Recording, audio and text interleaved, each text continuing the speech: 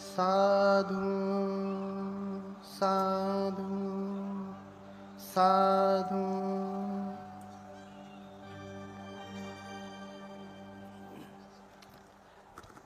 करुणा के महासागर लोक गुरु भगवान अरहत सम्यक संबुद्ध, इनके कमलवत चरणों की कोटि कोटि वंदना करता हूँ।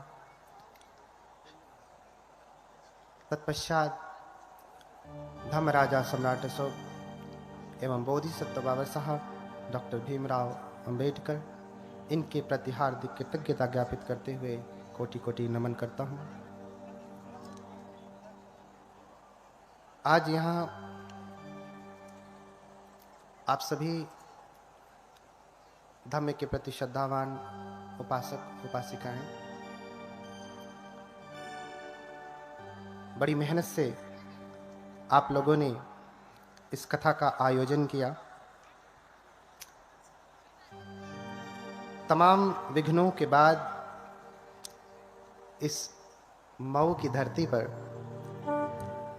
अंततः कथा लगी ही, जिसमें उपासिका उषा भारती जी जान से लगी रहीं और उनका हृदय से बाकी लोग भी सहयोग करते रहे। जैसे यहाँ पे बीच में गणमान्य उपासक वर्ग भी बैठे हैं, माननीय शिवचंद्र राम जी, डॉक्टर रामविलास भारती, मुखराम जी, अनिल मौर्य, संतोष कुमार, अनिल चंद्रा, उषा भारती, भूपेंद्र वीर, सुब्बा राव भारती और सूर्य प्रताप जी। इतने ही नाम नहीं, ये जितने भी लोग दिख रहे हैं, बहुत सारे लोग इसमें आयोजक की टीम में रहे। और फिर भी जिनका नाम लिया हूं, ये सारे विद्वान गण हैं, परम विद्वान हैं, महापंडित हैं, किंतु वो बड़े श्रद्धा भाव से स्वयं इस कथा में श्रोता बन के सुन रहे हैं। भगवत कृपा से विश्व के कई बौद्ध देशों में जाने का, रहने का, संस्कृति के अध्ययन का अवसर मिला और मिल रहा है। मैंने देखा है कि वहां के मंत्री, मुख्यमंत्री, राजा महाराजा, बड़े बड़े श्रेष्ठी, बड़े बड़े ज्ञानी जब भिक्षु आते हैं तो उनके सामने नतमस्तक होकर के उनसे निम्न आसन पर बैठते हैं, उनसे नीचे बैठते हैं। क्यों? क्योंकि वो अपने गुरु का आदर करते हैं, अपने गुरु का आदर करते हैं, सम्मान करते हैं। जैसे गांव में पहले परंपरा थी, तो खाट होती थी तो पिता के पास में खाट पर कोई नहीं बैठता था। कोई आवश्यकता पड़ गई तो लोग खाट के दाहिने नहीं बाएं बैठते थे। ऐसा इसलिए नहीं कि वो नीचे बैठे हैं तो निम्न हैं, ऊपर बैठे हैं तो उच्च हैं, ऐसा बिल्कुल नहीं। बस इतना ही है कि अपने गुरुओं के प्रति आदर है। बुद्ध धम्म संघ को जो हम नमन करते हैं, हमने कहा बुद्धं शरणं गच्छामि, धम्मं शरणं गच्छामि, संघं शरणं गच्छामि। तो जब हम संघ कहते हैं, जब हम उनकी शरण जाते हैं, बुद्ध धम्म तो आप समझ रहे हैं, लेकिन जब हम संघ की शरण जाते हैं, थोड़ा सा आवाज तेज कर लो, तो संघ कौन है? अगर देखा जाए तो मूल संघ भिक्षु संघ है, भिक्षुनी संघ है। द्वितीयक संघ उपासक संघ, उपासिका संघ। तो संघ की शरण जाने का तात्पर्य ही हुआ कि हम संघ का आदर करते हैं, संघ का सम्मान करते हैं। और ये सम्मान, ये गौरव बुद्ध के प्रति, धम्म के प्रति भारत में भी बढ़ रहा है। ऐसा देख करके बड़ा ही आनंद होता है। कभी कभी लोगों के मन में प्रश्न होता है कि वो तो ऊंचे बैठे, हम लोग नीचे बैठे। यहाँ बहुत सारे जैसे उपासक गण हैं, डॉक्टर रामविलास भारती राष्ट्रपति पुरस्कार से पुरस्कृत हैं, लेकिन जब सील की याचना करनी हुई तो वो अपने पैरों को मोड़ करके नीचे आपके साथ बैठ करके शील की याचना किए हैं, धम्म की महिमा को, गरिमा को समझते हुए। मैं तो राष्ट्रपति से नहीं सम्मानित हूं, राष्ट्रपति पुरस्कार से, लेकिन ये गौरव है धम्म के प्रति, संघ के प्रति, बुद्ध के प्रति। आज आप सभी लोग कथा सुनेंगे, बहुत सारे ऐसे शब्द मिलेंगे जो आपको पचेंगे नहीं, खाते ही उसमें उबाल आने लगेगा, जी मचलाने लगेगा सुनते ही। लेकिन ये 3 दिन का प्रोग्राम है। पहले दिन जी मचलाएगा, दूसरे दिन थोड़ा ठीक होगा, चौथे दिन रोग से मुक्ति हो जाएगी। शब्दों को लेकर के घबराने की आवश्यकता नहीं है। 3 दिन अगर आपने ठीक से सुना तो आपको अधिकतम शब्दों के उत्तर मिल जाने हैं। इसलिए शब्द को लेकर के आप परेशान ना होइए। कभी देवता, कभी देवलोक, अन्य अन्य चीजें आपको सुनने को मिलेंगी। क्योंकि ये जो कथा होगी ये मूल त्रिपिटक से होगी। त्रिपिटक क्या है? ये हम लोगों का बौद्ध ग्रंथ है, बौद्धों का धर्म ग्रंथ है।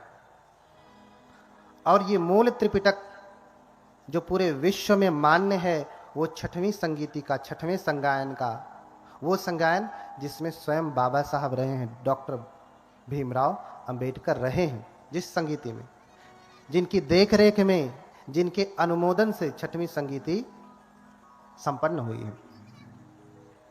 इसलिए जो प्रमाण होंगे, जो शब्द होंगे, उन्हीं त्रिपिटक से हैं।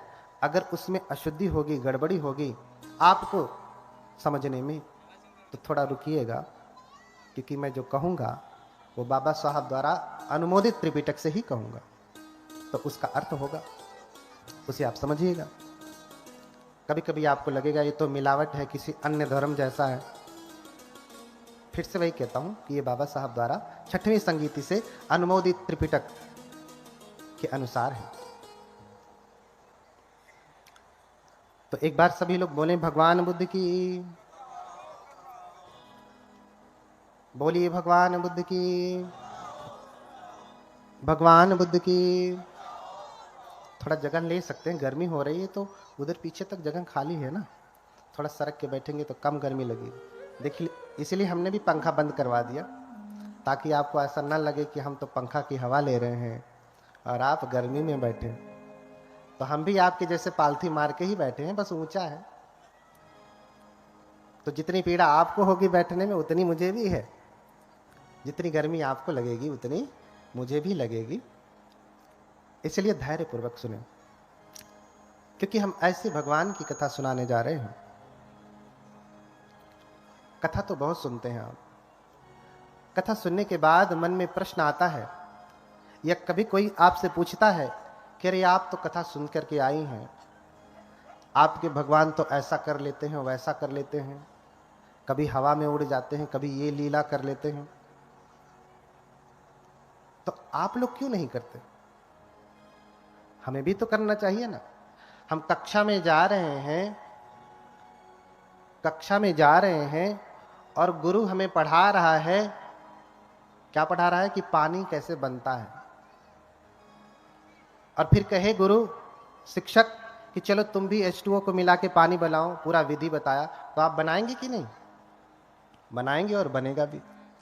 और आप ये कह दें कि अरे वो तो वैज्ञानिक थे, उन्होंने बना दिया, हम कैसे बनाएंगे? तो फिर आपकी पढ़ाई का कोई अर्थ है? कोई अर्थ नहीं।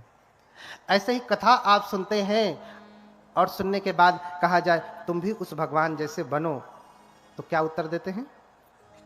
अरे वो तो भगवान है, वो तो सब कर सकते हैं, हम कैसे करें? हम तो इंसान हैं। तो फिर जब भाई भगवान है, उनका जीवन, उनका प्रसंग तुम्हारे लिए सार्थक नहीं, ये कक्षा तुम्हारे लिए सार्थक नहीं, तो सुनने का कोई अर्थ है? नहीं। इसलिए हम सभी लोग आज इकट्ठा हुए हैं कि जो कथा सुनेंगे, कैसे कोई एक व्यक्ति बुद्ध हो जाता है, जिनकी तस्वीर लगी है, इधर पीछे भी लगे हैं। कैसे कोई एक व्यक्ति मां के गर्भ से ही जन्म लेकर के बुद्ध हो जाता है, और हम सभी मां के गर्भ से आकर के ठीक से मनुष्य भी नहीं हो पाते हैं। सारा जीवन पशु का जीवन रह जाता है? क्या कारण है? क्या कारण है? तो आपको ये चरित्र सुनना पड़ेगा। अगर आप ठीक से सुनेंगे तो आपके जीवन में भी परम भगवत्ता जगेगी, आप भी भगवान हो सकते हैं। भगवान कौन? हाँ, भगवान कौन? अक्सर प्रश्न होता है कि भगवान किसे कहते हैं। बौद्ध धर्म में भगवान नहीं होते, अन्य लोगों को भगवान कहा जाता है। शब्दों को लेकर के लोग लड़ाई करते हैं, भगवाधारी भगवाधारी कहते हैं। आप शब्द भी देखें, भगवा, क्या भगवा शब्द संस्कृत में है? क्या भगवा शब्द हिंदी में है? क्या भगवा शब्द अंग्रेजी में है? हाँ, उर्दू में है, अरबी में है, फारसी में है, इटाली में है, किसी में है? नहीं। किस में है? मूल पाली और प्राकृत में ही भगवा है। प्राकृत में भी भगव शब्द है, पाली में भगवा है। और अगर हम ये कहें कि ये भगवाधारी भगवाधारी, तो आप किसको कह रहे हैं? बुद्ध को कह रहे हैं। किसको कह रहे हैं? बुद्ध को कह रहे हैं। क्यों? क्योंकि पाली में ही भगवा शब्द होता है, किसी अन्य भाषा में नहीं होता। और पाली बुद्ध की मूल भाषा है। पाली बुद्ध की मूल भाषा, इसलिए भगवा शब्द समझे। भगवान किसे कहते हैं? भगवा माने भगवान। हिंदी में करेंगे तो भगवान हो जाएगा, हिंदी में भगवान हो जाएगा। पाली में कहेंगे तो भगवा हो जाएगा, भगवतो हो जाएगा, भगवंत हो जाएगा। भगवंत नॉमिनेटिव केस में भगवा भगवंत ही होता है। कथा में लिखा है ना, बुद्ध चरित भगवंत कथा। अब भगवंत से भी आपत्ति होती है। विभक्ति पढ़ेंगे, जैसे हर शब्द का रूप होता है। बालक का संस्कृत में बालक है, बालक बालक होता है ना, ऐसे पाली में बालको बालका होगा, दो ही वचन होते हैं। और भगव शब्द का, भगवा शब्द का भगवा ही होगा, भगवंत होगा, पहले ही विभक्ति एक वचन में। नॉमिनेटिव सिंगुलर केस में, पठमा एक वचन में, आपको भगवा भगवंत ही होगा। तो भगवा किसे कहते हैं? भगवान किसे कहते हैं? तो कहा कि भग रागोति भगवा। भगवान किसे कहा? भग रागोति भगवा, भग दोषोति भगवा, भग मोहोति भगवा, भगस पाप का धमा, भगवाते न उच्चति। जिसने राग को भग्न कर दिया, क्या कर दिया? राग को भग्न कर दिया। राग क्या है? हमारी पांचों इंद्रियों के द्वारा जो आकर्षण होता है वही राग है। जैसे आंख से रूप देखा, रूप क्या है? जो भी चराचर जगत में दिखाई दे रही है आंखों से, ऑब्जेक्ट जो भी है। हम आंख से सुंदर स्त्री देखते हैं तो क्या पैदा होता है? क्या पैदा होता है? राग की बड़ी सुंदर स्त्री है। कोई स्त्री पुरुष को देखती है इन्हीं आंखों से, तो क्या पैदा होता है? चक्षुना संपस्स जो रूपं उपपज्यति चक्षु विज्ञानम। जब आंख से हम रूप देखते हैं तो क्या पैदा होता है? चक्षु का विज्ञान पैदा होता है। वो अच्छा और बुरा दोनों हो सकता है। स्त्री सुंदर है तो बहुत सुंदर है, स्त्री कुरूप है तो अरे, ऐसे पुरुष के संदर्भ में भी। तो जिसने राग को भग्न कर दिया, आंखों से हम राग पैदा करते हैं। देखिए, हम हर चीज से स्वाद लेते हैं, स्वाद नहीं लेते। जिस चीज में स्वाद नहीं है वो चीज आप कभी भी नहीं खाते। अच्छा, स्वाद, आपने स्वाद लिया है? किस किस चीज से स्वाद लिया है बताएं? किस किस से? सलायतन फसजो रसंग वे विमर्तति। जब हमारे क्षह आयतन उनके आलंबनों के साथ टकराते हैं तो व्यक्ति स्वाद लेता है। स्वाद, आज तक आप एक ही स्वाद जानते हैं, एक ही प्रकार का आहार जानते हैं, लेकिन बुद्ध 4 आहार कहते हैं। कितने? कितने? चार चार आहार कहते हैं। कौन कौन से? एक तो आहार आप जानते हैं, उसे कहते हैं कबलीकर आहार। कबलीकारो आहारो, कबलीकार आहार अर्थात जिसे आप कबल बना के चबा करके चपर चपर चपर करके खाते हैं, वो क्या है? कबलीकर आहार। फिर क्या है? मनोसंचेतना आहार है। फिर क्या है? स्पर्श आहार है। फिर क्या है? विज्ञान, जिसे हम हिंदी में कहेंगे विज्ञान, विज्ञान आहार। ये चार प्रकार के आहार हैं और इन्हीं के द्वारा, इन आहारों को हम लेते कैसे हैं? इन्हीं पांच इंद्रियों के द्वारा लेते हैं। आंख, कान, नाक, जीभ, त्वचा और मन। एक छठवीं इंद्री जुड़ती है जिसके द्वारा हम सारे रसों का आनंद लेते हैं। अच्छा, जिस चीज में स्वाद नहीं उसे आप खाते हैं? खाना कौन सा खाया? भोजन कौन सा किया? जिसमें स्वाद है। एक दिन अगर स्वादिष्ट भोजन न मिला तो आपका पेट न भरेगा।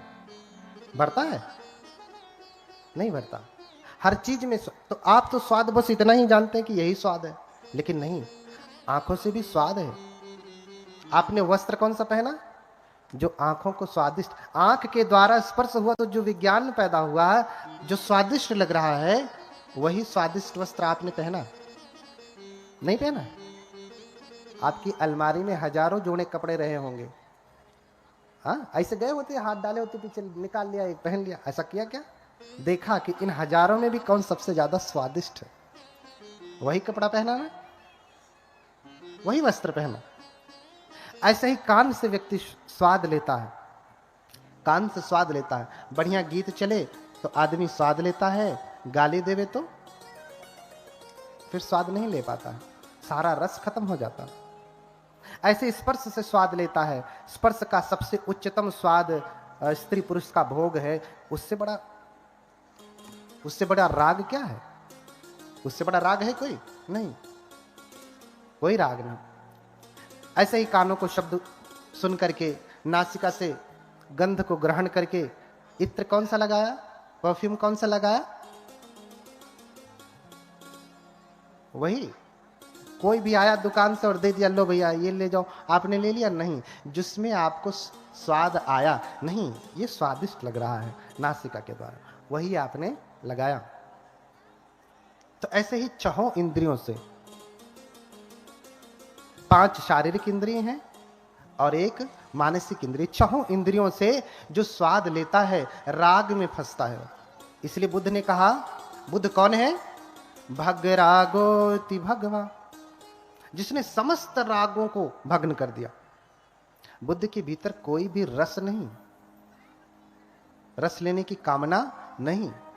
आप उनको रूखा भोजन दे देंगे, रूखा भोजन कर लेंगे। वस्त्र तो कोई राजसी पहनते नहीं थे। हम लोगों के भीतर राग है, स्वाद है, बुद्ध के भीतर ऐसा नहीं था। बुद्ध तो पंचकूल पहनते थे। पंचकूल यानी पुराना फटा कपड़ा, उसको सिल करके चीवर बनाते थे और बुद्ध उसको पहनते थे। आंखों से कोई रूप देखा तो उसमें भी स्वाद नहीं। कान से कोई गीत नहीं सुनते, ऐसा जो आपके यहाँ गांव में जब खुशी होती है तो डीजे लग जाता है, ऐसा बुद्ध कोई गीत नहीं सुनते। बुद्ध धम्मपद का गायन सुनते हैं। इसलिए हमारे धर्म की जब संगीति हुई तो उसे कहा संगीति, साथ में गीति माने गायन करना, साथ में गायन करना। दूसरा शब्द दिया संगायन, साथ में गायन करना। आज कोई गा दिया तो कहते हैं भंते तो गीत वादित। अरे भैया तुम समझो, ऑर्केस्ट्रा वाले थोड़ी ना है। हाँ, क्या गाया? बुद्ध की स्तुति गाया, धम्म के गीत गाया।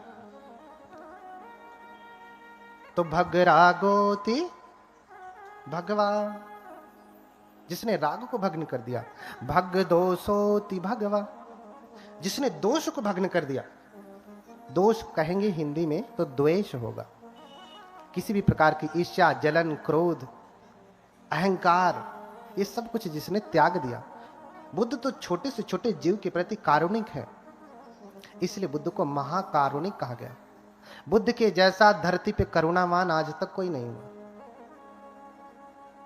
बुद्ध के जैसा, बुद्ध जिसके ऊपर करुणा करते हैं मार करके भी लोग करुणा करते हैं, बुद्ध बिना मारे ही करुणा कर देते हैं। क्यों? क्योंकि बुद्ध परम सामर्थ्यवान है। अरे भैया, किसी को सुधारना है तो उसे बंदूक चला के मारना जरूरी है। इसलिए देश का संविधान बहुत विषम परिस्थिति में ही जाकर के फांसी की सजा देता है। क्यों? क्योंकि बाबा साहब उस भगवान बुद्ध की शिक्षा से प्रेरित हैं। जब कोई विकल्प ही नहीं बचता तब जाकर के मारने का विधान दिया गया संविधान में। बुद्ध परम कारुणिक हैं। अंगुलीमाल जैसे डाकू को जिसने हजारों की हत्या की, 1999 की हत्या की। कितने की? 1999। 999 नहीं, 1000 तो मार के ही आया। गुरु से बोला कि मार दिया 1000 को। आपकी गुरु दक्षिणा पूरी हुई। बोले क्या सबूत है तूने मारा? सबूत तो कुछ नहीं। तो अब से जब मारता है तो उंगली काट करके पहन लेता। तो 999 दोबारा पूरा किया। 1000वें नंबर पे भगवान बुद्ध थे। तो 1999 की हत्या करने वाला कोई आज के समय में कोई ऐसा एक व्यक्ति का नाम बताइए, कोई है? या तब के समय में ही, बुद्ध के समय में ही किसी ऐतिहासिक व्यक्ति का नाम बताइए जिसने किया हो? नहीं। एक अकेले व्यक्ति ने इतने की हत्या नहीं की होगी। यहां तक कि बड़े बड़े राजा महाराजा भी अधिकतम मारे होंगे तो 100, 200, 500 मारे होंगे, इससे अधिक नहीं। लेकिन इसने 1999 की हत्या की। बुद्ध भी चाहते तो मार देते। राजा बिंबिसार, प्रसेनजीत आदेश देते मरवा दो। लेकिन बुद्ध किसी को मारते नहीं, क्योंकि बुद्ध के भीतर किसी के लिए द्वेष नहीं है। बुद्ध तो करुणा करते हैं। हर व्यक्ति को सुधरने का अधिकार है। हर बीज जम सकता है अगर आप उसे उचित भूमि, उचित जलवायु देंगे तो इसीलिए कहा कि तद्धर्म सर्वदेहिनाम। वो बुद्धत्व का बीज, वो ज्ञान का बीज समस्त देहधारियों में है। कोई भी प्राणी हत्या के योग्य नहीं है। इसलिए बुद्ध कहते हैं कि किसी को मारे नहीं, मैत्री करें। और जब किसी से आप मैत्री करेंगे तो मारने की नौबत नहीं आएगी। आप अपने बेटे को मार सकते हैं? बेटी को मार सकते हैं?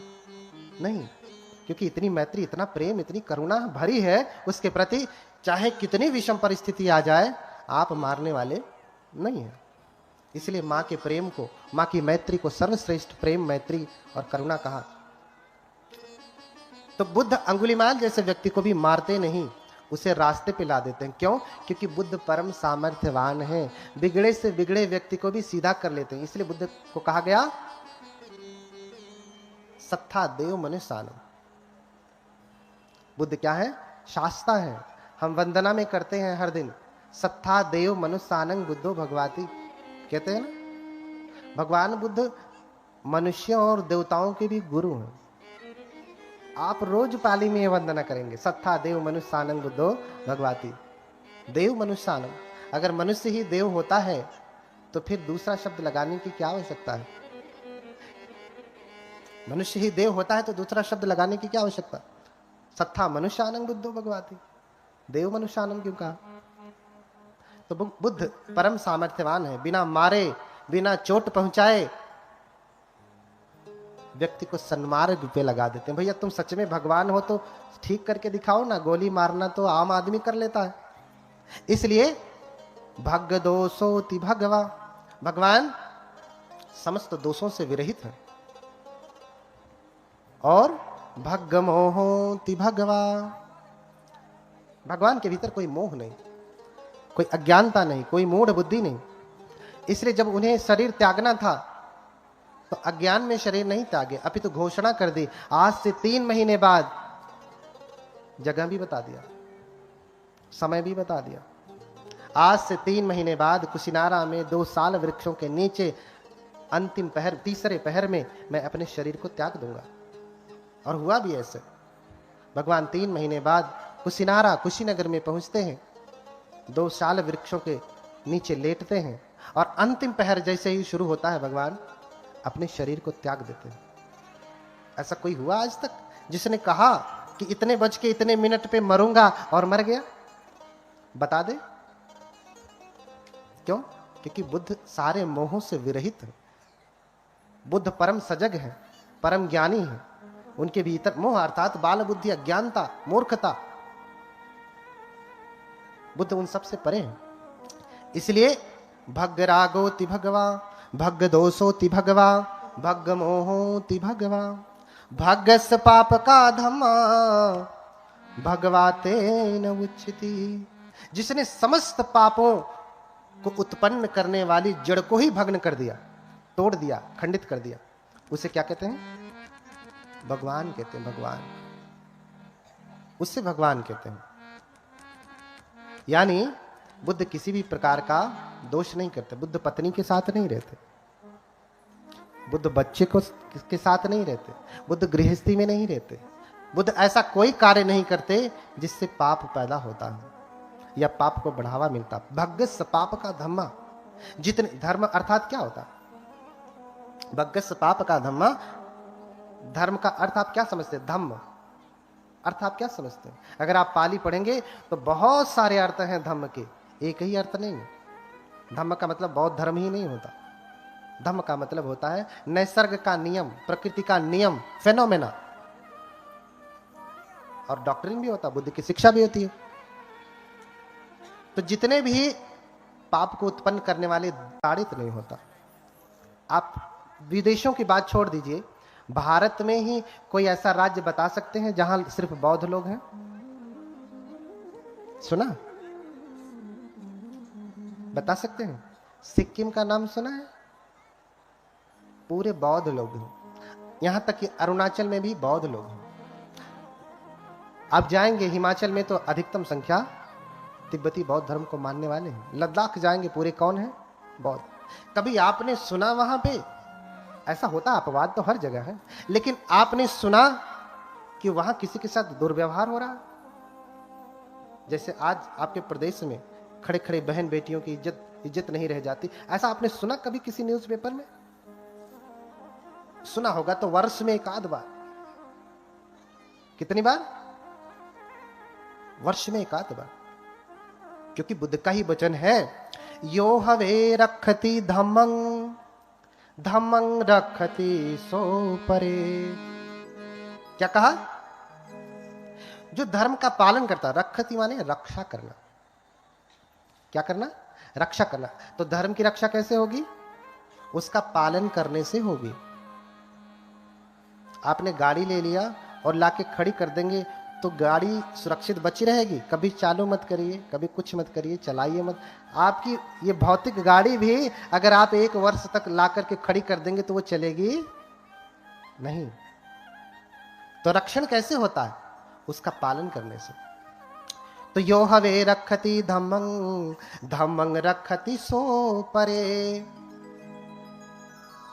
जो धर्म की रक्षा करता है, धर्म भी उसकी रक्षा करता है। इसका ज्वलंत उदाहरण आप अपने देश में ही देख सकते हैं। बाकी बौद्ध देशों में जाने की तो जरूरत ही नहीं है। बौद्ध देशों में जाने की जरूरत नहीं है। इतना सामर्थ्य है भगवान बुद्ध के धम्म में, भगवान बुद्ध की शिक्षा में, भगवान बुद्ध के ज्ञान में। आज उसी की कथा सुनेंगे कि कैसे जन्म हुआ, कैसे ज्ञान प्राप्त किया और क्या क्या उपदेश दिए। और ध्यान से सुनना कि कैसे कोई व्यक्ति बुद्ध हो सकता है। आज आप अपने बेटे को क्या बनाना चाहते हैं? बेटी को क्या बनाना चाहते हैं? IAS, PCS, डॉक्टर, इंजीनियर, सब कुछ बनाना चाहते हैं। लेकिन एक अच्छा इंसान बनाना चाहते हैं? वो डॉक्टर इंजीनियर तो हो गया, लेकिन इंसान बना? मम्मी पापा की ही बात नहीं मानता। क्यों? क्योंकि उसने धम्म को जाना नहीं। वो जानेगा कैसे? आपके माध्यम से जानेगा। जब आप उस धम्म का अभ्यास करेंगे तो वो भी करेगा ही। वो परंपरा से ही आता है, परंपरा से ही आता है। हर कोई डॉक्टर, इंजीनियर, प्रोफेसर बनाना चाहता है, अपने कोई बेटे को बुद्ध नहीं बनाना चाहता। इतना आसान नहीं है, लेकिन कम से कम इच्छा तो होवे कि हम बुद्ध बनेंगे, अरहत बनेंगे। हाँ, बुद्ध से पहले की अवस्था है बोधिसत्व। वो जो तस्वीर लगी है ना, किसकी लगी है? किसकी लगी है? बोधिसत्व की। किसकी? बोधिसत्व की तस्वीर लगी है। बोधिसत्व होने वाले बुद्ध होते हैं। द बुद्धा टू बी, होने वाले बुद्ध।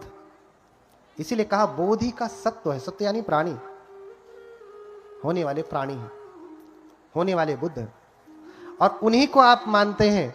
लेकिन बोधिसत्व की चर्या कैसी है आपको समझना पड़ेगा। तो ये चर्या आपको बुद्ध कथा ही बताएगी। बहुत समय पहले की बात है, बहुत समय पहले की बात है।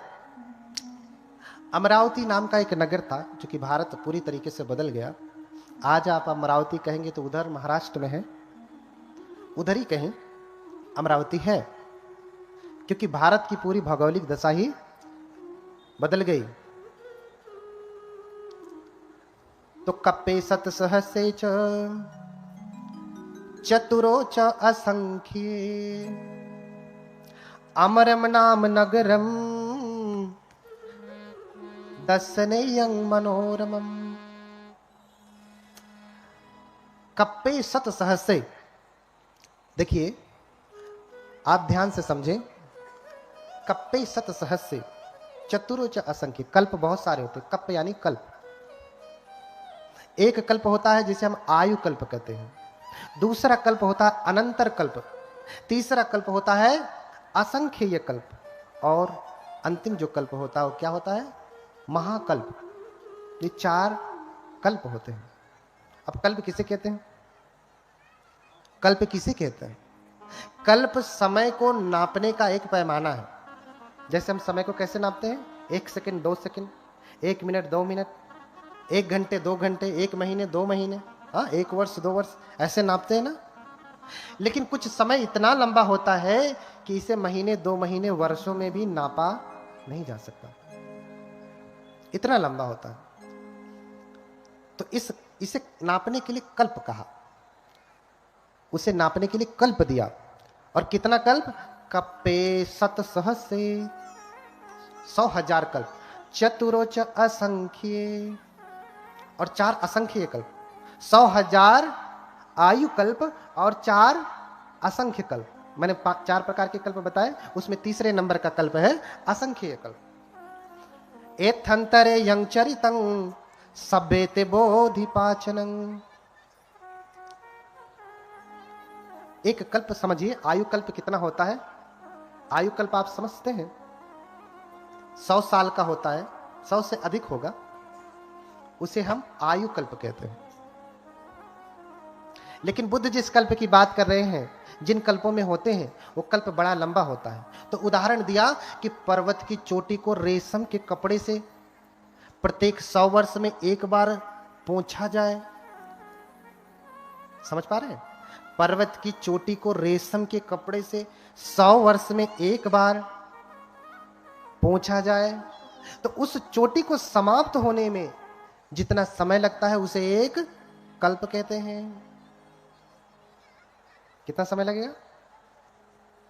पर्वत की चोटी को रेशम के कपड़े से 100 वर्ष में एक बार पोंछा जाए, तो चोटी को समाप्त होने में जो टॉप पोर्शन होता है, जितना समय लगता है उसे क्या कहते हैं? एक कल्प कहते हैं। अब इसे आप वर्षों में बता सकते हैं, कितने वर्ष में खत्म होगा? कितने हजार वर्ष में? नहीं।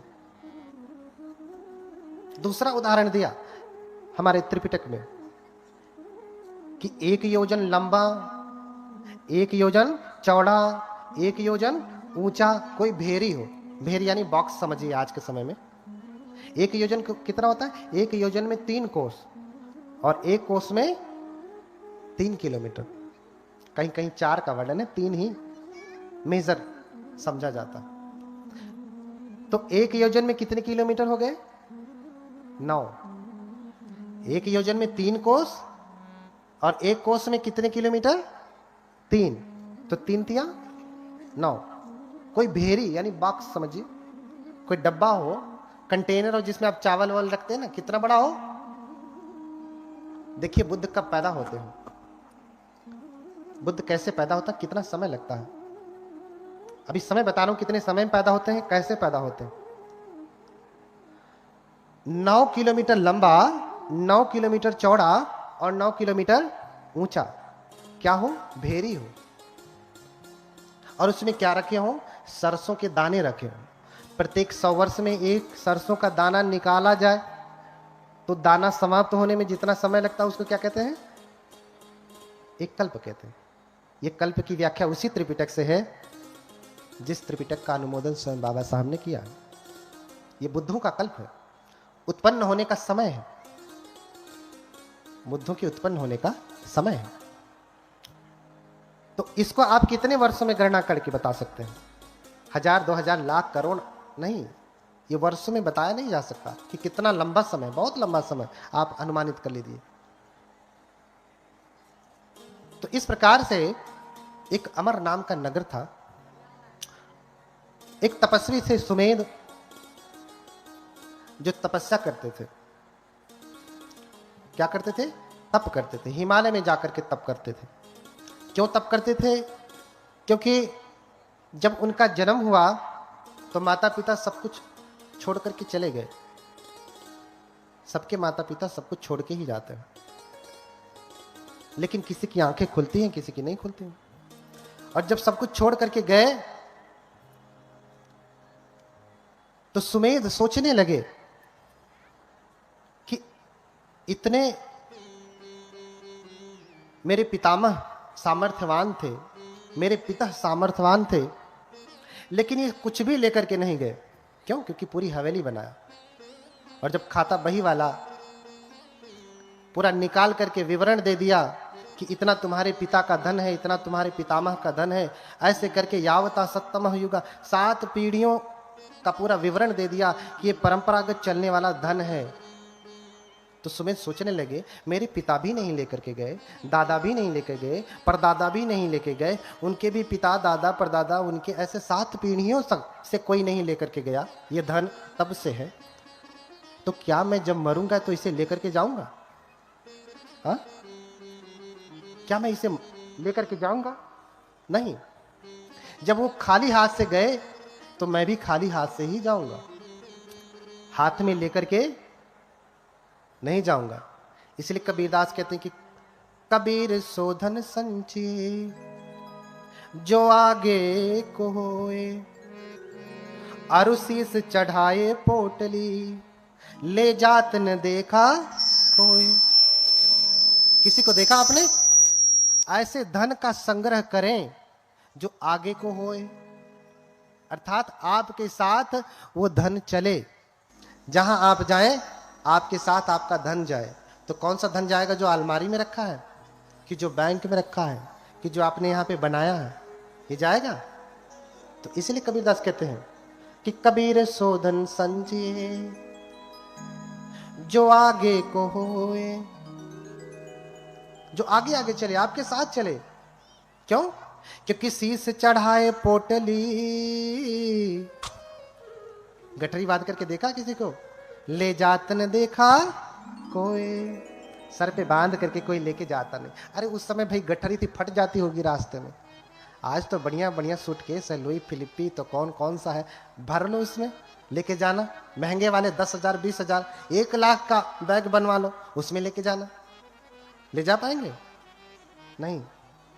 कोई ऐसा बैग नहीं बना, कोई ऐसी गठरी नहीं बनी जिसमें आप लाद करके लेकर के जाएंगे।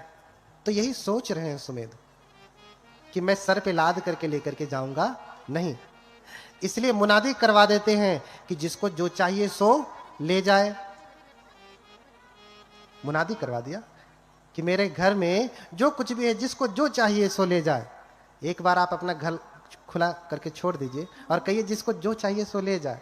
तो गरीब तो छोड़ दीजिए, धनवान भी लूटने पहुंच जाएगा। गरीब बाद में पहुंचेगा, धन अरे रुक, अमीर तो पहले ही उसे अपना रब दिखा करके रोक देगा। हाँ, तो एक एक करके सारे, जिसे धन मिला सो धन ले गया, जिसे आसन मिला आसन ले गया, जिसे चारपाई मिली चारपाई ले गया, बेड ले गया, बिस्तरा ले गया, कंबल ले गया। हाँ, दरवाजा तक तोड़ के, खिड़कियां तक तोड़ करके लोग लेके चले गए। बस उनकी इमारत का ढांचा बना। देख करके सुमेध हंसते हैं कि ये कितने ज्ञानी लोग हैं, इन्हें लगता है मैं लुटा रहा हूं तो मैं खो रहा हूं, और ये लेके जाएंगे तो ये बचा लेंगे। हाँ, ये बचा लेंगे। इसलिए सब कुछ छोड़ दिया और ऋषि का वेश धारण कर लिया, सन्यासी का, प्रवज्जित का रूप धारण कर लिया। बुद्ध को भी ऋषि कहा गया। क्या कहा गया? धम्मं देसेसि महेशिनो।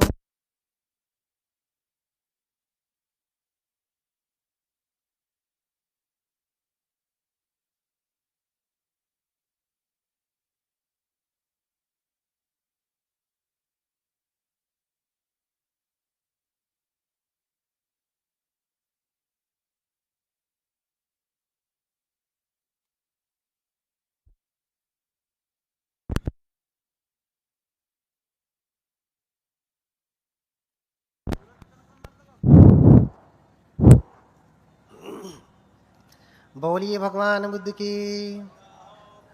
भागिए मत, अभी तो शुरू हो रहा, अभी तो पृष्ठभूमि बन रही।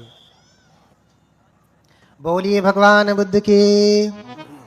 थोड़ा और जोर से बोलिए, नींद तो नहीं लग रही ना?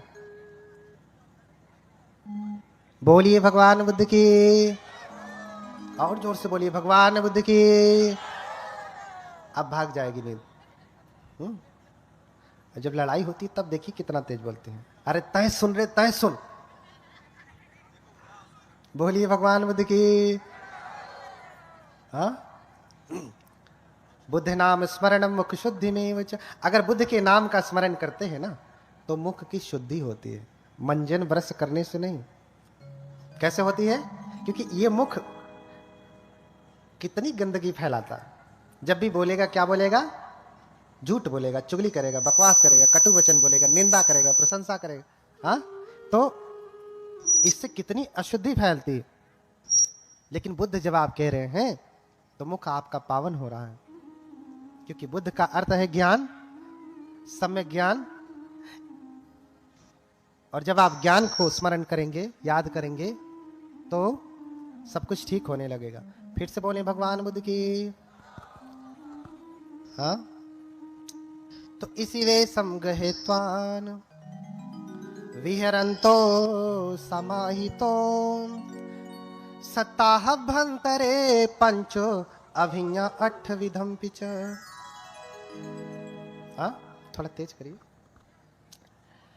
तो ये धन मैं अपने साथ लेकर के नहीं जाऊंगा, क्योंकि मेरे दादा परदादा पितामह ये कोई लेकर के नहीं गया, मैं भी लेकर के नहीं जाऊंगा। इसलिए त्याग दिया और ऋषि का वेश धारण कर लिया।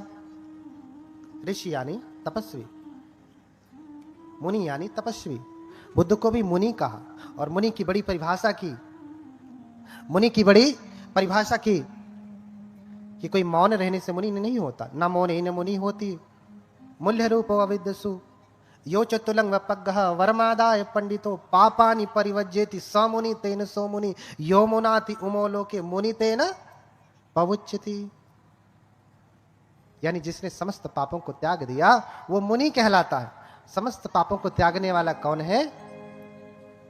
भगवान बुद्ध है। यही महामुनि है। इसका ज्वलंत उदाहरण आपको देखना हो तो आप म्यांमार में चले जाइए। म्यांमार में एक विहार है, मंदिर, एक विहार है जिसका नाम ही है महामुनि टेम्पल।